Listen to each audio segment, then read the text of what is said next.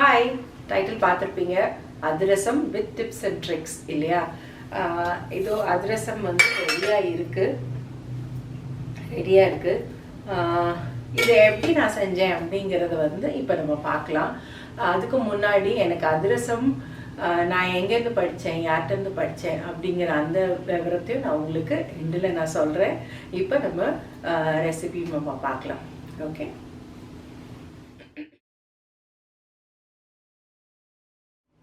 Athirasamக்கு வந்து ஒரு சில டிப்ஸ் இருக்கு. அந்த டிப்ஸை கரெக்டாக ஃபாலோ பண்ணோம்னா கண்டிப்பாக நல்லா வரும். அந்த டிப்ஸோட சேர்த்து நான் இப்போ உங்களுக்கு ரெசிபி நான் சொல்கிறேன். ஃபர்ஸ்ட் வந்து மெஷர்மெண்ட். ஃபர்ஸ்ட் டிப்பு வந்து மெஷர்மெண்ட் தான். அதாவது நான் படித்த போது அதனுடைய மெஷர்மெண்ட் வந்து 1 கிலோ அரிசினா 3/4 கிலோ வெல்லம். இதுதான் நான் படித்தது. ஸோ இதுலேருந்து இதை வந்து நான் ஹாஃப் பண்ணி அதை குவார்டர் பண்ணி இது எல்லாமே நான் பண்ணி பார்த்துருக்கேன். ஏன்னா 1 kgங்கும் போது நிறைய அதிரசம் வரும். அப்படி அந்த ஒரு சிக்கல் இருக்கிறதுனால நான் வந்து பாதி பண்ணி பார்த்துருக்கேன், அதை விட கம்மியாக பண்ணி பார்த்துருக்கேன். எப்பயுமே ஏதாவது ஒரு தப்பு வரும். ஸோ அதனால சரி நான் டிசைட் பண்ணிட்டேன் 1 கிலோவுக்கு 3/4 கிலோ வெல்லம். இதுலேருந்து நம்ம மாற்றக்கூடாது, நம்ம வேற மாதிரி ஐடியா பண்ணலாம் அப்படின்னு சொல்லிட்டு நான் அதனால இந்த மெஷர்மெண்ட்டை நான் மாற்றவே மாட்டேன். செகண்ட் டிப் என்னன்னா, நீங்க அரிசியை தான் 1 kg அளக்கணுமே ஒழிய அரிசி மாவை அளக்கக்கூடாது. ஸோ அதனால அரிசி 1 kg அண்ட் வெல்லம் இந்த 3/4 கிலோ வெல்லம். இதுதான் ஃபர்ஸ்ட் 2 மெயின் இம்பார்ட்டன்ட் டிப்ஸ். ஓகேயா? So okay fine. பச்சரிசி அண்ட் அகைன் இதுக்கு வந்து புழுங்கரிசி போடக்கூடாது, பச்சரிசி தான் போடணும். பச்சரிசி வாங்கிக்கோங்க. 1 கிலோ பேக்கெட் இருக்கும் இல்லையா, அந்த பேக்கெட் அப்படியே வாங்கிட்டு வந்து அதை கழுவி ஊற போட்டு வச்சுக்கோங்க. எவ்வளோ நேரம் ஊற போடணும்? ஒரு மணி நேரம் ஊற போட்டால் போதும். ஒரு மணி நேரம் இல்லை 1.5 மணி நேரம் ஊறினா போதும். அதுக்கப்புறம் அதை நல்லா அந்த தண்ணி எல்லாத்தையும் வடிகட்டிட்டு, நீங்கள் இப்போ வீடியோவில் பார்க்குற மாதிரி தண்ணியை ஃபுல்லாக வடிகட்டிட்டு அதை வந்து நல்ல ஒரு க்ளீன் வேஷ்டி துணியில் உங்கள் கிச்சன் மேடையிலேயே போட்டு அதை வந்து ஆற வைங்க. வெயிலில் காய வைக்கக்கூடாது. மூணாவது டிப். ஓகே, மூணாவது டிப் வந்து வெயிலில் காய வைக்கக்கூடாது. இதை வந்து நம்ம டைனிங் டேபிள்லையோ இல்லைன்னா கிச்சன் மேடையிலையோ அந்த மாதிரி தான் இதை வச்சு நீட்டாக ஆற வச்சிருங்க. அந்த தண்ணியை, அதாவது நான் வந்து இங்கே 2 லேயர் ஆஃப் வேஷ்டி போட்டிருக்கேன். அந்த 2 லேயர் வேஷ்டிக்கு மேலே நான் வந்து அரிசி போட்டேன். கீழே நீங்கள் இன்னும் பேப்பர் வைக்கணும்னா பேப்பர் வச்சுக்கோங்க. உங்களுக்கு எந்த மாதிரி நீங்கள் ட்ரை பண்ணணுமோ அந்த மாதிரி ட்ரை பண்ணிக்கோங்க. இந்த 1 கிலோ அரிசியவும் ஊற வச்ச அரிசியை வந்து நல்லா அதை வந்து உலர்த்தினதுக்கு அப்புறம் இது வந்து கிட்டத்தட்ட ஒரு 3/4 மணி நேரத்துல இருந்து 1 மணி நேரம் ஆகும். அது நல்லா அந்த ஈரத்தன்மை போறதுக்கு. ஈரத்தன்மை எப்படி போயிடுச்சுன்னு நீங்க எப்படி பார்ப்பீங்க? முதல்ல நீங்க வந்து அந்த ஸ்ப்ரெட் பண்ணும்போது, வேஷ்டியில ஸ்ப்ரெட் பண்ணும்போது கையில நல்லா ஒட்டும். அதுல அரிசியில ஈரம் இருக்குங்கிறதுனால கையில ஃபுல்லா ஒட்டும். அதுக்கப்புறம் இந்த ஒரு 3/4 மணி நேரத்துக்கு அப்புறம் நீங்க வந்து அதை தொட்டு பார்த்தீங்கன்னா 1-2 தான் கையில ஒட்டும். இதுதான் கரெக்டான டைம். அந்த 45 மினிட்ஸ்ல இருந்து 50 மினிட்ஸுக்குள்ள வந்து இந்த மாதிரி ஆயிடும். இந்த மாதிரி ஆனதுக்கு அப்புறம் ஆகலைன்னா இன்னொரு 10 மினிட்ஸ் வச்சுக்கோங்க. அவ்வளவுதான், வேற ஒன்றும் இல்லை. இதுக்கப்புறம் இந்த அரிசி எல்லாத்தையும் எடுத்து, உங்களுக்கு பக்கத்துல மிஷின் இருந்ததுன்னா நீங்க மிஷின்ல கொடுத்து நீங்க வாங்கிடலாம். உங்களுக்கு வந்து ஈஸி. அது எனக்கு பக்கத்துல மிஷின் கிடையாது, தூரமா போகணும். அதனால நான் இங்க மிக்சிலேயே நான் பண்ணிடுறேன். எனக்கு இது வந்து மிக்சியில வந்து நான் வந்து இப்போ இது மாதிரியே பண்ணி பழகிட்டேங்கிறதுனால எனக்கு இது மிக்சி வந்து ரொம்ப கம்ஃபர்டபுள். எனக்கு எந்த நேரத்துல ஃப்ரீயா இருக்கோ நான் அது மாதிரி செஞ்சுக்குவேன். மிக்சியில வந்து போட்டுட்டு நல்லா ஜலிச்சிடுங்க. நல்லா ஃபைன் அரிசி மாவா வர்ற வரைக்கும் ஜலிக்கணும். நல்லா அது ஒரு 2 times 3 times 4 times இந்த மாதிரி உங்களுக்கு எவ்வளோ உங்களோட மிக்சியோட பவரை பொறுத்து நீங்க நல்லா ஜலிச்சுக்கோங்க, நல்லா பவுடர் பண்ணிக்கோங்க. இதுதான் அரிசி மாவு நம்ம பண்ண வேண்டிய ஃபர்ஸ்ட் ஸ்டெப். ஓகே, இதுலயே வந்து நான் உங்களுக்கு 3 இம்பார்ட்டன்ட் டிப்ஸ் கொடுத்துருக்கேன். அது நீங்க கரெக்டா, நான் உங்களுக்கு ஒவ்வொரு டிப்பையுமே தனித்தனியா நான் எழுதிடுறேன். உங்களுக்கு அது இதுக்கு அடுத்த ஸ்டெப் என்னங்கிறத அடுத்து பார்க்கலாம். இதுக்கு அடுத்து நெக்ஸ்ட் ஸ்டெப் வந்து நெக்ஸ்ட் இன்கிரீடியன்ட் வந்து வெல்லம் வந்து 3/4 கிலோ வெல்லம். எப்படி இது வந்து இப்போ என்கிட்ட வந்து மெஷரிங் ஸ்கேல் இருக்கு, நான் 3/4 கிலோ பார்த்து எடுத்துக்கிட்டேன். இப்போ இது நம்ம ஊர்ல எல்லாம் பார்த்தீங்கன்னா ஓரளவுக்கு வந்து எந்த கடையா இருந்தாலும் எனக்கு 3/4 கிலோ இருக்கிற மாதிரி எனக்கு அளந்து கொடுங்க அப்படின்னு சொல்லி கேட்டோம்னா கொடுப்பாங்கன்னு நினைக்கிறேன். இல்லைன்னா ஏதாச்சும் ஒரு வெயிங் ஸ்கேல் ஏதாவது ஒன்று பண்ணிட்டு எப்படியாச்சும் நீங்க வந்து 3/4 கிலோ மட்டுமே எடுங்க. இதுக்கு மேல நம்ம இது பண்ணோம்னா ரொம்ப ஸ்வீட்டா இருக்கும். அண்ட் வந்து உங்களுக்கு பாகு நீங்க காய்ச்சும் போது ரொம்ப நேரம் ஆகும். இதெல்லாம் தான் மைனஸ் பாயிண்ட்ஸ் நிறைய நம்ம யூஸ் பண்ணுவோம்னா. ஸோ 1 கிலோ அரிசினா 3/4 கிலோ வெல்லம் இதை எடுத்துக்கோங்க.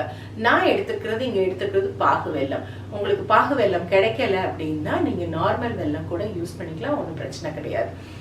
ஆனா பாகு வெல்லம்னா கொஞ்சம் சீக்கிரம், ஓரளவுக்கு சீக்கிரம் வந்து நமக்கு பாகு வந்து சீக்கிரம் வந்துடுது, அவ்வளவுதான். வேற ஒன்றும் வேற பெரிய டிஃப்ரென்ஸ் கிடையாது இதுல.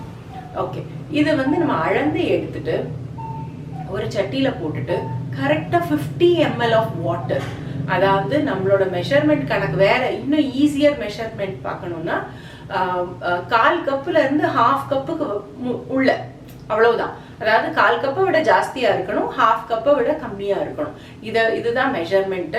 எனக்கு இதை விட தெளிவா என்னால சொல்ல தெரியல. இவ்வளவு தண்ணி தான் நீங்க போடணும். இதுக்கு மேல தண்ணி ஜாஸ்தி போட்டீங்கன்னாலும் ரொம்ப நேரம் ஆகும் உங்களுக்கு பாகு வர்றதுக்கு, அதுக்காக தான். ஸோ 50 ml ஆஃப் வாட்டர், இந்த தண்ணியை ஊத்திட்டு நீங்க வந்து இதை வந்து அந்த வெல்லம் கரையிற வரைக்கும் ரொம்ப இருக்கிறதுல உங்ககிட்ட இருக்கிற அடுப்புலயே சிம் ஃப்ளேம்ல வச்சு நீங்க பண்ணுங்க. இந்த இதை வந்து நீங்க நல்லா கரைச்சி விட்டுட்டு இப்ப நான் இங்க பண்ண மாதிரி வடிகட்டிக்கோங்க. இப்ப வர்ற வெல்லம் மோஸ்ட்லி அதுல வந்து ஏதாச்சும் ஒரு மண் இருக்கு, இல்ல கல் இருக்கு, ஏதாச்சும் ஒண்ணு இருக்கு.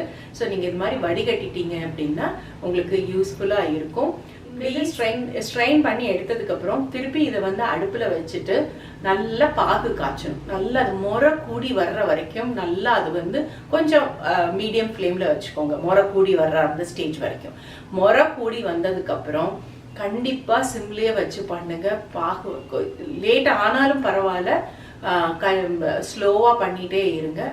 அந்த பாகு வர்ற அந்த பதம் வர்ற வரைக்கும் நம்ம ரொம்ப கேர்ஃபுல்லா இருக்கணும். Okay, the fourth important point என்னன்னா இதனுடைய பதம். இதுதான் main and important, very very important tip. இது வந்து பாகு பதம் எப்படி இருக்கணும் அப்படிங்கிறது தான். இதுலதான் நம்ம நிறைய மிஸ்டேக் விடுவோம். இதனாலதான் அதிரசம் மோசமா போகுது நமக்கு. இது எப்படி நம்ம பார்க்கணும்னா, ஒரு பவுல்ல எடுத்துக்கோங்க. நான் உங்களுக்கு தெரியணுன்றதுக்காக நல்ல ஒயிட் பவுல் எடுத்திருக்கேன். ஒரு பவுல்ல கொஞ்சம் தண்ணி எடுத்துக்கோங்க. தண்ணி எடுத்துட்டு அதுல வந்து நீங்க வெல்லத்தை ஊத்தி பார்க்கணும்.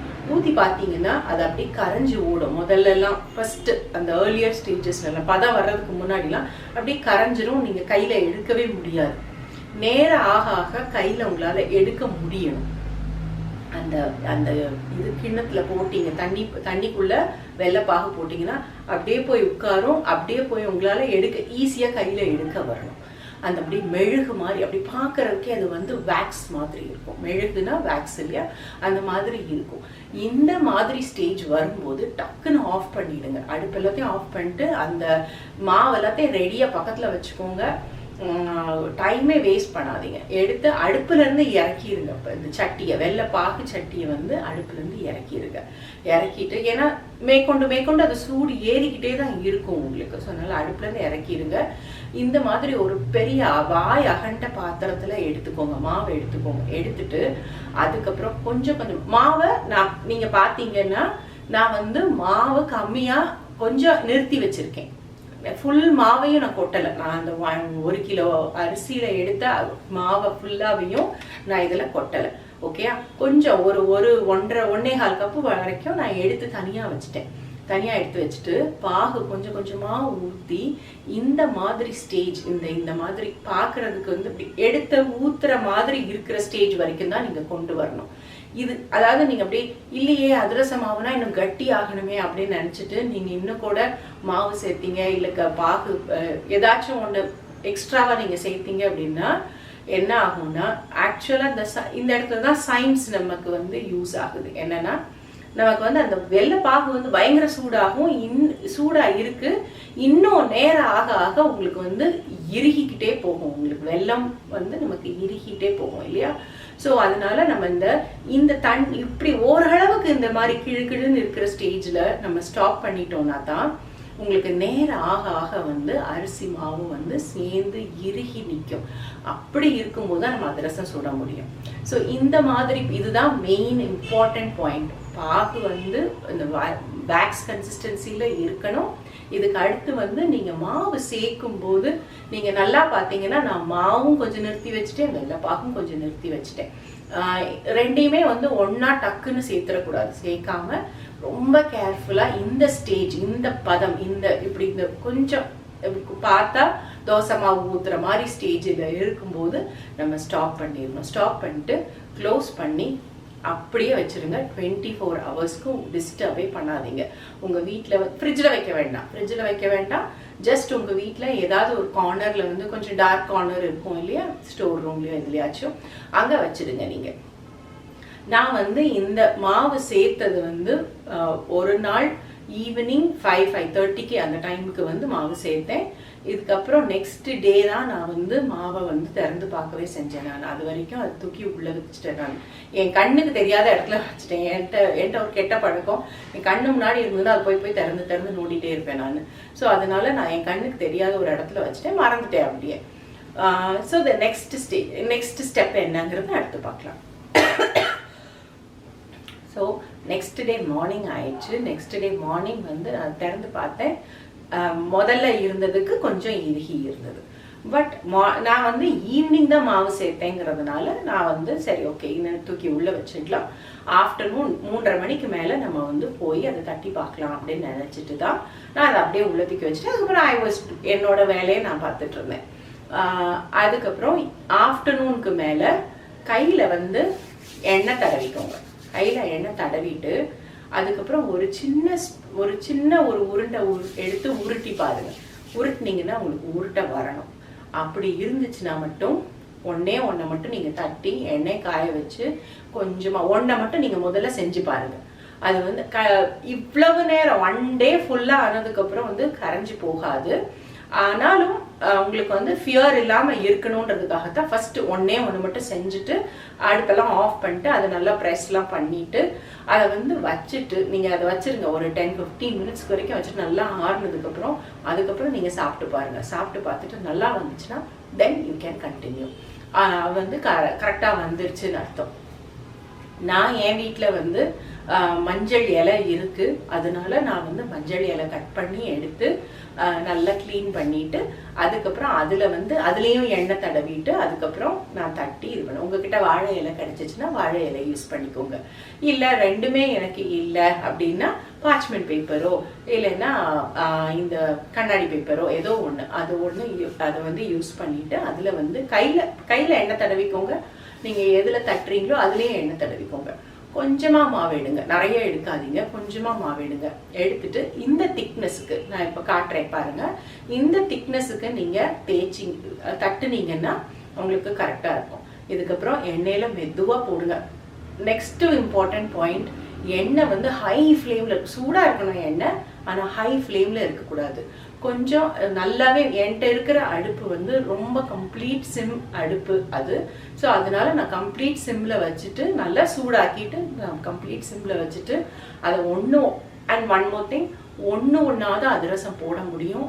அடுத்தடுத்து 1, 2, 3 போட முடியாது, போய் ஒட்டிக்கிடுவேன் எல்லாம், உங்களுக்கு எல்லாமே வேஸ்ட்டாக போயிடும். ஸோ ஒன்றா போட்டு நல்லா அந்த கோல்டன் கலர் வரும்போது எடுத்துடலாம். நம்ம எடுத்துட்டு நான் இப்போ காட்டினேன் இல்லையா, இது மாதிரி நீங்கள் வச்சு ப்ரெஸ் பண்ணிங்கன்னா அதிரசம் ஃப்ளாட் ஆகிடும்.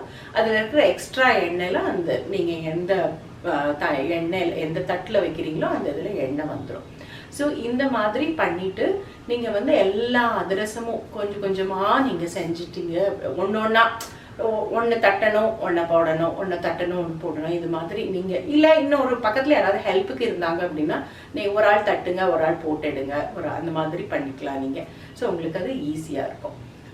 இப்போ நான் மாவு சேர்த்ததுல நான் கரெக்டாக ஒரு 22 இல்லை 23 அவ்வளவுதான் நான் பண்ணேன். மீதி மாவு நீங்கள் பார்த்தீங்கன்னா நான் எடுத்து ஃப்ரிட்ஜில் தூக்கி வச்சிட்டேன். எனக்கு இப்போதைக்கு இந்த இந்த இது வீடியோ காட்டணுன்றதுக்காகத்தான் நான் பண்ணேன். நான் மற்றது எல்லாத்தையும் ஃப்ரிட்ஜில் தூக்கி வச்சுட்டேன். நான் இந்த ஃப்ரிட்ஜில் தூக்கி வச்ச மாவு வந்து அப் டு 1 month வரைக்கும் நீங்கள் வச்சுக்கலாம். நீங்கள் எப்போனாலும் அதுலேருந்து எடுத்து உங்களுக்கு வேணுங்கிற அளவு 10 2 3 உங்களுக்கு எப்பப்போ சாப்பிடணும்னு தோணுதோ அந்த மாதிரி நீங்கள் சாப்பிடலாம். ஸோ இதெல்லாம் தான் டிப்ஸ் அண்ட் ட்ரிக்ஸ் ஃபார் அதிரசம். இது இது இது போக நான் ஏதாவது மிஸ் பண்ணியிருந்தேன்னா நான் உங்களுக்கு வந்து பின்னாடி இதுக்கு அடுத்து வரப்போகிற ஒரு சின்ன ஸ்லைடில் நான் வந்து சேர்த்துடுறேன். நான் ஆனால் மோஸ்ட்லி எல்லாத்தையும் கவர் பண்ணிட்டேன்னு நினைக்கிறேன். அதிரசம் வந்து எனக்கு யார் சொல்லி கொடுத்தா அப்படிங்கிறது நான் சொல்கிறேன், எண்டில் சொல்கிறேன் அப்படின்னு சொல்லியிருந்தேன் இல்லையா. எனக்கு வந்து எனக்கு எங்கள் மாமியார் சொல்லி கொடுத்தாங்க. எங்கள் மாமியார் ரொம்ப நல்லா பண்ணுவாங்க அதிரசம். நான் ஆக்சுவலாக ஆனால் எனக்கு வந்து அவங்க வந்து ரொம்ப நல்லா பண்ணுவாங்க. இன்றைக்கும் எங்கள் வீட்டில் யாரெல்லாம் எங்கள் மாமியார் வீட்டில் யாரெல்லாம் அதிரசம் நல்லா பண்ணுவாங்களோ எல்லாருமே எங்கள் அத்தைகிட்ட தான் படிச்சிருக்காங்க, இன்க்ளூடிங் நான். அம்மாவுக்கு தெரியாதா அப்படின்னா, அம்மாவுக்கு எங்கள் ஆச்சி நல்லா பண்ணுவாங்க, எங்கள் பெரியம்மா நல்லா பண்ணுவாங்க. எங்கள் அம்மாவுக்கு வந்து அது வந்து ஒரு ஃபியர். இந்த ஒரு வயசு வரைக்கும் ட்ரை பண்ணிட்டு இருந்தாங்க. அதுக்கப்புறம் வேண்டாம், நிறைய தடவை வேஸ்ட் பண்ணியிருக்காங்க போல தெரியுது. ஸோ அதனால அம்மா வந்து சரி இது வேண்டாம், நமக்கு இது செட் ஆகாது அப்படின்னு சொல்லிட்டு இது வரைக்கும் அம்மா ட்ரை பண்ணதே கிடையாது. அதனாலதான் நான் வந்து எனக்கு ஏன் அதிரசம் நான் ஏன் ட்ரை பண்ணேன், நான் ஏன் பழகினேன் அப்படின்னா, எங்கள் அத்தை வந்து ரொம்ப நல்லா பண்ணுவாங்க. எங்கள் அத்தை வந்து அவங்களுடைய அந்த டிப்ஸ் அண்ட் ட்ரிக்ஸை வந்து யார்கிட்டயாவது சொல்லி கொடுக்கணும்னு ஆசைப்பட்ட போது நான் சரி எனக்கு சொல்லிக் கொடுங்க அப்படின்னு சொல்லி நான் வந்து ரொம்ப ஆர்வமாக நான் கற்றுக்கிட்டேன். ரொம்ப ஹாப்பியாக எனக்கு சொல்லிக் கொடுத்தாங்க. இந்த ரெசிபி உங்களுக்கு பிடிச்சிருக்கும் நான் நினைக்கிறேன். இப்போ தீபாவளி வரப்போது எல்லாரும் ட்ரை பண்ணுவீங்க. ஸோ அதனால இந்த டிப்ஸ் அண்ட் ட்ரிக்ஸ் இதை விட இன்னும் வேறு ஏதாவது டிப்ஸ் இருந்ததுன்னா நான் உங்களுக்கு ஆட் பண்ணிடுறேன். கண்டிப்பாக எண்ட் ஸ்க்ரீன் வரைக்கும் பார்த்துருங்க. இந்த வீடியோ உங்களுக்கு பிடிச்சிருந்தா கண்டிப்பாக லைக் பண்ணுங்கள், ஷேர் பண்ணுங்கள். நம்ம சேனலுக்கு இன்னும் சப்ஸ்கிரைப் பண்ணாமல் இருந்தீங்க கண்டிப்பாக சப்ஸ்கிரைப் பண்ணிடுங்க. ஓகே, தேங்க்யூ, பாய்.